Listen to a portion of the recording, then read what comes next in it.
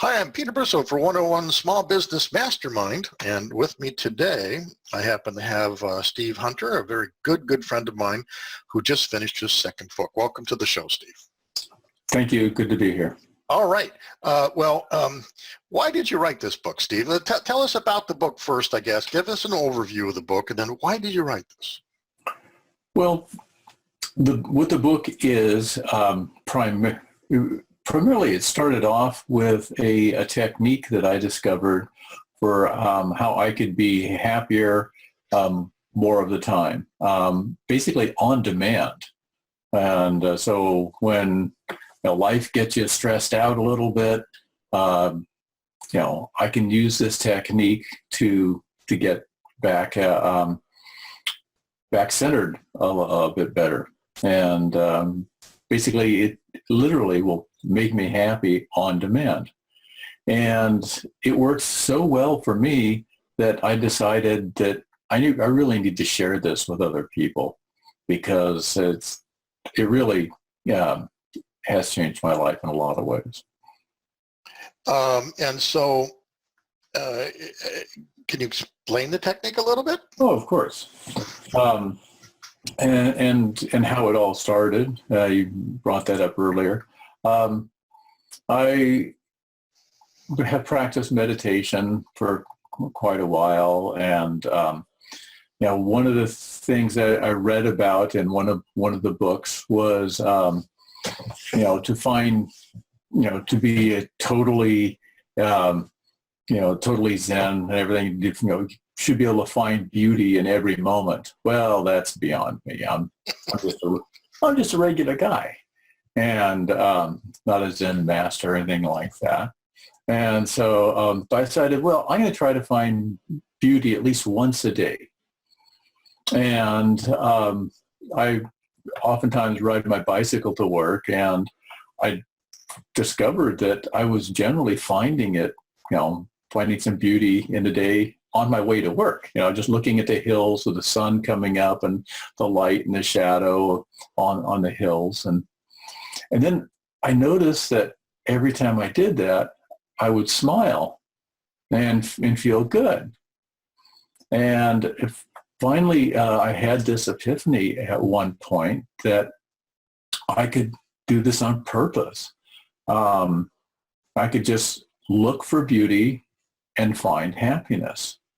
And so that's the title of the book. That is the primary message, the whole first chapter.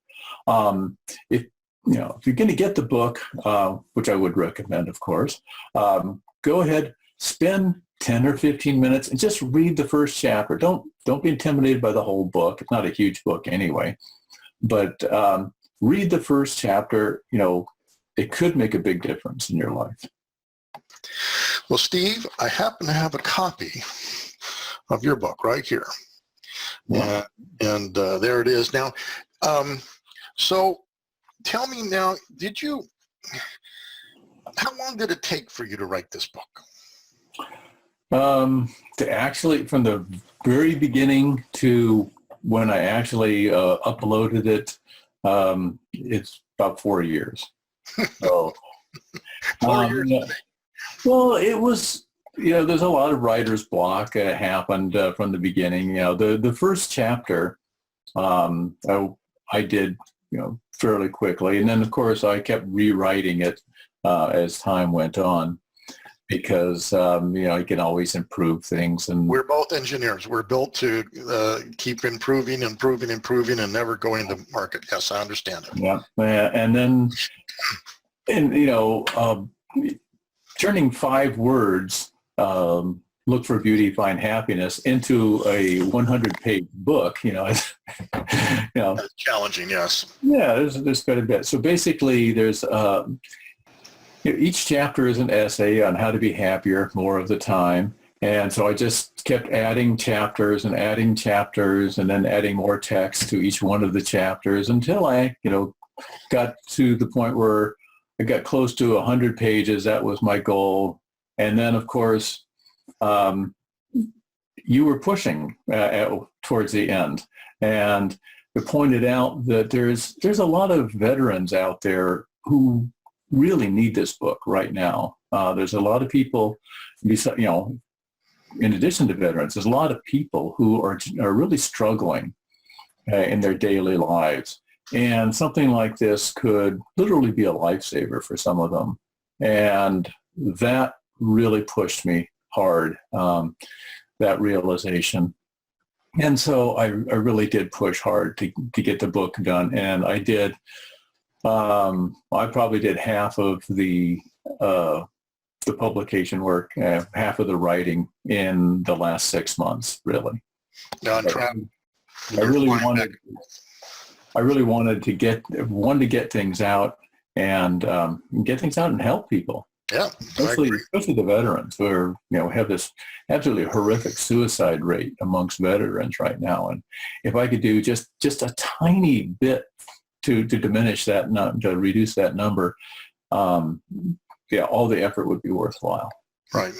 And I think that when I remember the question you asked me is, how do I get my stuff done? I mean, in other words, how disciplined am I? How do I seem to always get my websites done or whatever? And you put a schedule and put a monkey on your back. Is that what you do? And so my monkey on your back was 22 veterans died today. Is the book done? Yeah. Pretty tough.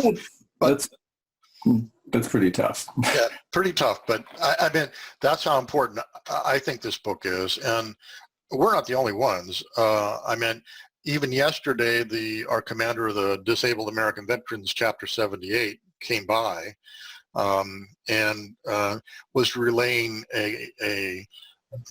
he produced showed your book and your challenge coin to the veterans meeting last week, which I was not there. And so he told the story. And I said, no, don't tell me anymore. I want Steve to hear it right from your mouth. So would you tell what Dick Bentley said to you yesterday? Oh yeah, he passed his coin around and talked about the book a little bit, and he's not one of the young veterans, no, by any stretch, and so he didn't have challenge coins as part of his culture when he was in the service, perhaps, but he is still giving service to his country in terms of his Disabled American Veterans work. And so, but apparently there was a huge amount of positive response from this, and they said they absolutely would like to have me come down for the next meeting, which I'm going to do. And he also said that, he does carry his challenge coin in his pocket, and he says he'll put his hand in his pocket 5 or 6 times a day just to help ground himself a little bit and de-stress. Okay, recollect, move on, it's okay. And that's really cool. He also mentioned about our 94-year-old Cy Kaplan, who served with Patton. And, yeah. I know Cy very well. He's been to my house a couple of times and whatnot. And he said it was one of the best books he'd ever read. Yeah, and that's, for somebody who's been around, 9 decades, that's pretty impressive. That's saying a lot. And he's really excited to meet you next month, too, when you come down. That helps invigorate me a little bit, and it pushes me again to get the word out better and see, how I can help in other places. Right now. So here is the challenge coin, and I'll float a nice picture over when I do this, the front and the back. And just for purposes for people who have not been in the military, what is a challenge coin? Well, units would make these coins, and then when we're in bars, we see who has the best challenge coin, and they'd have to buy a round of drinks or so. That's kind of thing. Here's another example of a challenge coin, but they come in all flavors. But it's really part of the culture now. And, so for the younger ones who are used to having a challenge coin that says, live one more day with an American flag on it. This is a gorgeous design, by the way. Let's talk about how you did this. Okay, well, that was something that an idea that I came up with.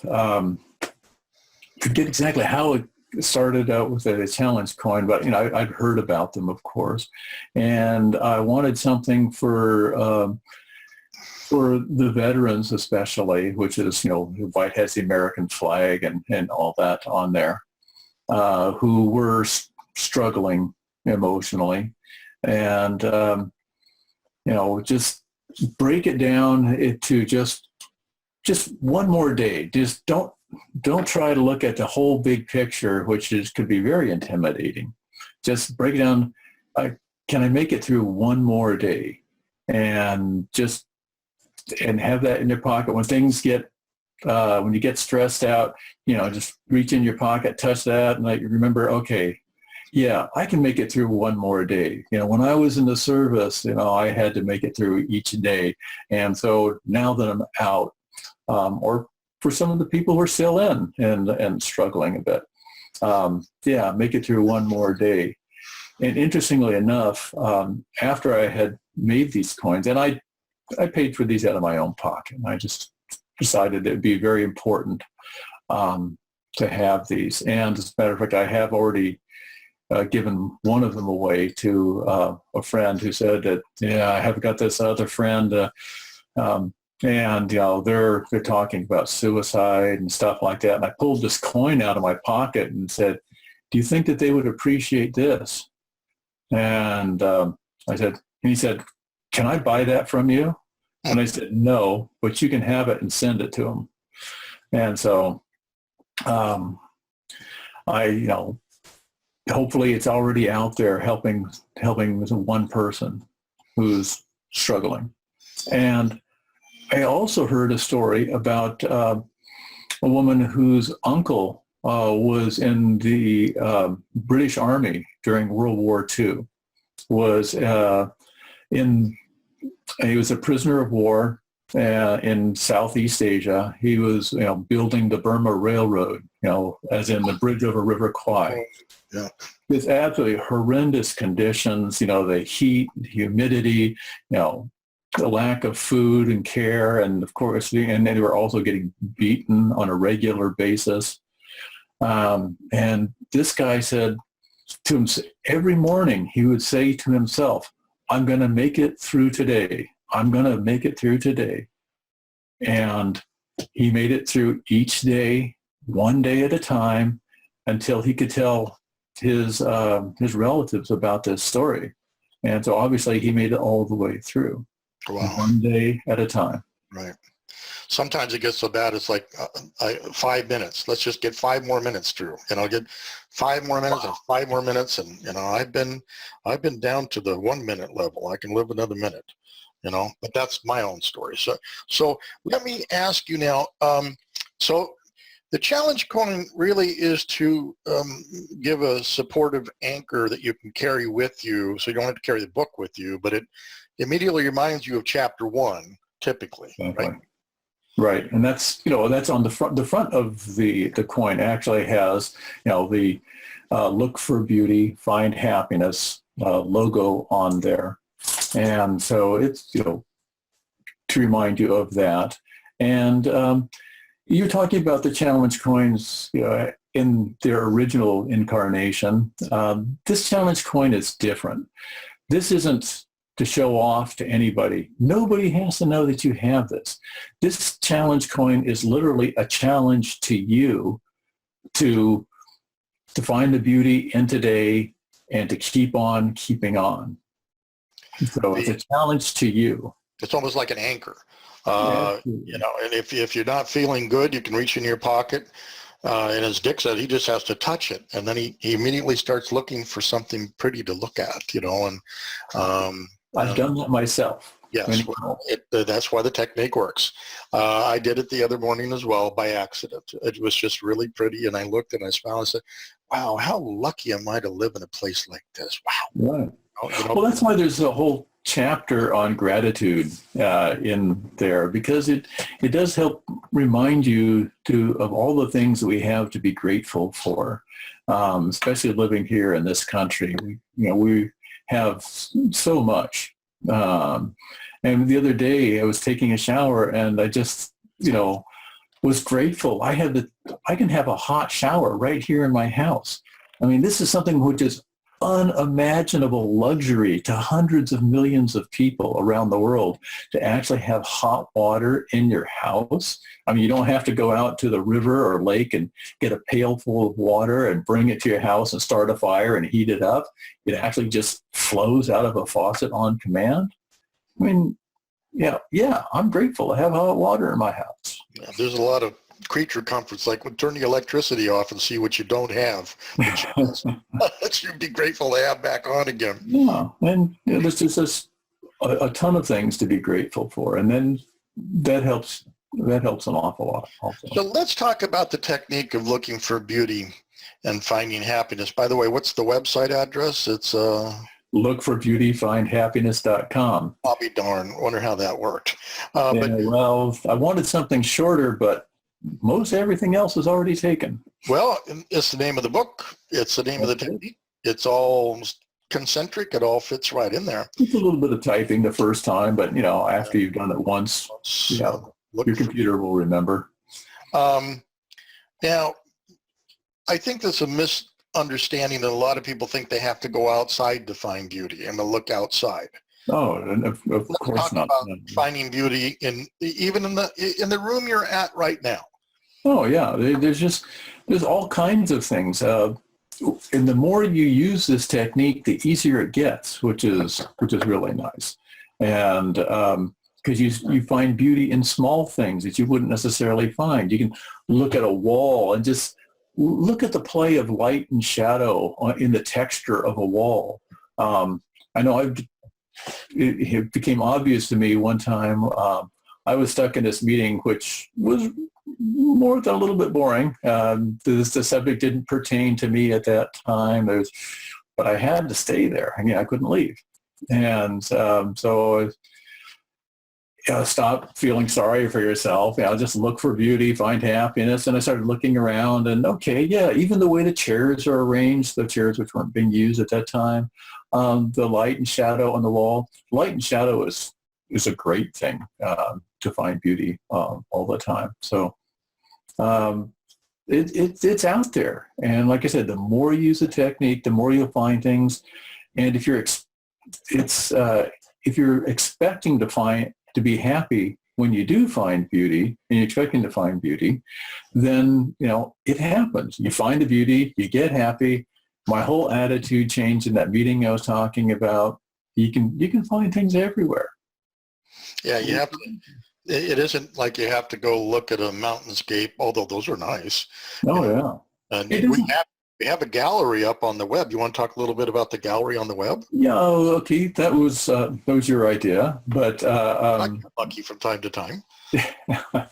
Right. But no, we put a bunch of pictures up there that I have taken. Most of them are scenic landscapes that I've been privileged to see in the world. I'm an amateur photographer, and so I've a darn good one, if you ask me. And so there's some really great pictures there that in unique locations, some really nice sunrises and sunsets.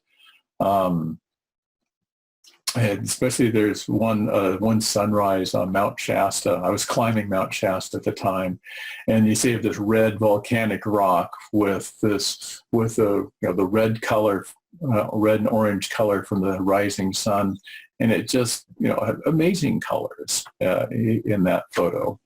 But there's also a couple photos of flowers and some blossoms And a chipmunk. The little things and a chipmunk. Yeah, That was my favorite one. And when I looked at that, not only did I feel happiness, but it brought back happy memories of Lake Tahoe, where I was raised, and the chipmunks we used to feed, and it just kind of blossomed. I got a lot more than just feeling good about the chipmunk. Right. Well, that's another aspect of look for beauty and find happiness. It doesn't have to be in the present tense. You can think about things that you saw previously, or think about things that made you happy, events that made you happy previously. People that made you happy. Yeah, People that made you happy. And it doesn't have to be just looking. It does. You have five senses. You can use all of them. Mm-hmm. Obviously, taste is something that you can't use it just everywhere. But yeah, smells. Like the smell of freshly turned earth and stuff like that when you're outside. Bacon cooking in the pan. Let me tell you. Or cookies in the oven. Animal cookies. I think that was our weakness there for many years together. We had our animal cookies. And pies cooking and stuff like that. Too many frosted animal cookies. Yeah. Cool. Where can you get the book, Steve? Well, the easiest way to get it is to go to Amazon. But finding it there might be a little bit difficult. So just go to the website, look for beautyfindhappiness.com. There's a button right there you can click on for shop. And the book is there, and it'll take you right to where you want to go on Amazon. And you can get either the hard copy or the download, Kindle. Yeah. If you want a Kindle or your iPhone or whatever. Yeah. That's actually a very nice way of reading the book. Take it with you everywhere you go. But I actually, one of the people that I told this technique to 4 years ago when I first discovered it has been using it ever since. I talked to him recently about it. And he actually wrote a nice testimonial, which is on the website. And he wanted to have a hard copy that he could put in his luggage because he travels a bunch. And he says he just wants to be able to sit on a plane or sit in a hotel room and be able to take a look at this. And the hard copy was good for him that way. So for the veterans and the first responders, this book is almost right requirement in their library, in their Kindles or whatever, because they're the people that are under stress and PTSD so much. Right. So we wanted to do something special there. We wanted to make sure that spending $5 or $10, which might be difficult for some people, we recognize that. We want to make sure that wasn't an obstacle to improving, their quality of life or perhaps even, quantity. So I decided that they may need this help more than I need the royalties.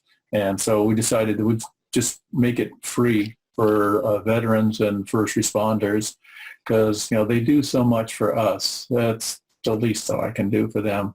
That's very kind. And how do the veterans and the first responders get that? Go to the webpage. There's a button to click on there for veterans, I think. Yes, it's under more. Okay, thank you. You're welcome. So they would send us a contact and, that they wanted, and then we would verify. And right. Yeah, so they go to the website. There's a more button they can go to, and then that will allow them to contact us, and we'll make this available to them at no cost. Excellent. Okay. So and they can distribute it to other veterans and first responders without any problem. So what's next on your list of things to do? We've got the book done. Oh, the challenge coins, by the way, you can only order off the website for those veterans that want challenge coins. We can't give away hard currency like that, but they're certainly welcome to purchase it. Or if you know a veteran and you want to do something really, really good for them, buy a book and a challenge coin from the website, that kind of a thing. But what's next on our list now? We got the book done. We got the website done. Now what? The next thing is to really push this out and increase people's awareness that this is available to them. And so that's one of the reasons we're doing this series of podcasts, is that we want to make sure that people understand that this is available, because if you don't know what's out there, then you can't use it. And so we're pushing this out to the various veteran groups. One of my cousins is a captain, a firefighter captain, and so contacting first responders through that avenue. Your daughters are both first responders, so we can push it out that way also. We just want to increase awareness every way we can, and then of course the general public. I mean, our lives are so hectic these days for everybody. Everybody has got their struggles, and so we want to make it so that people have a way to help them make it through all these struggles, because everybody's got a hard road to push. Yeah, and you can get obsessed with how hard your road is. That's a tailspin, and this is the kind of kicks you out of that tailspin. Right. You can spiral down. You can spiral down into depression really easily, or you can choose to spiral up into happiness and you just keep on looking for more and more things. I wouldn't know anything about depression, Steve. That doesn't happen to me. Of course not. Of course not. Never. But no, it's a wonderful technique. It's a wonderful book. And, so where next is, we need to increase the awareness. So anybody that sees this podcast, we need to have them pass the podcast around, feel free, send the URL, share it. And that way we can get the message out for everybody. And if you know people that need this, let's get a book to them and a challenge coin maybe, or both. And there's, like I said, there's also a bunch of chapters in the book talking about different things and just about being judgmental. Because I have been overly judgmental at times. No. And the thing about that is that the other person you're being judgmental about generally has no idea that you're being that judgmental. Right, and that they're being judged. And it doesn't do anything for them or to them, but it does do something to you. It can make you unhappy. And so most all of the techniques, most all of the essays that are in the book talk about various ways to be happy. There's, and the more of the things that you try, the better off you'll be. And after you've gone through the book, once at least, maybe a couple times, just looking at the table of contents, occasionally like, oh yeah, I've got to work on that. There's one or more different aspects, or I'll find myself, being judgmental about somebody, about the guy that just cut me off in traffic, so and so or whatever, and wait a minute, being judgmental here is not hurting them any, it's just hurting me. I'm the one that's suffering from my being judgmental. So, and then that reminds me, okay, then there's the gratitude. And then I just start thinking about the other chapters and, just start mentally going through the list. And it really does help to, decompress, be happier. I also have your first book right here. Ah, yes. Whiteboard Quotes. I love this book. And so, hey, everybody, if you like to find beauty and get happiness kind of thing, this is awesome. Okay. And so, that's something that started at work. I had a small whiteboard outside of my office. It's only about 1 square foot. So the quotes in there are all short. They're all Twitterable. And because they'll fit within 144 characters pretty easily. And it's an awesome book. Let me make a close here. Give us 30 seconds of your background, Steve. You don't run around as some guru or an orange jumpsuit or anything like that.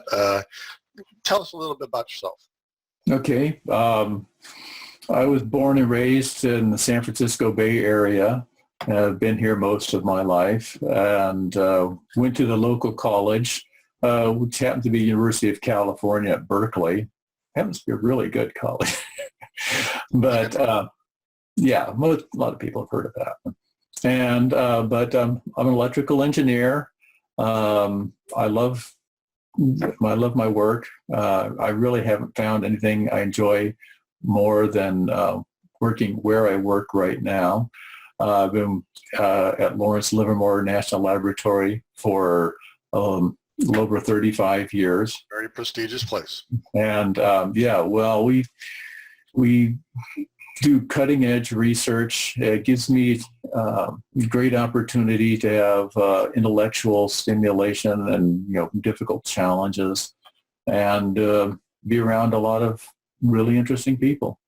Excellent. And it helps the country. I mean, we are a national defense laboratory. We do things that help the country. So right. Nothing better than that, and get paid for it too. Yeah. How do people connect with you, Steve? Well, the easiest way is to go to the website, look for beauty, findhappiness.com. There's a contact section on every page, as well as a separate contact page. And you can send me an email there, and be happy to respond to anything we get. All right. Well, thanks, Steve, for being on the show. Have a good day. You too.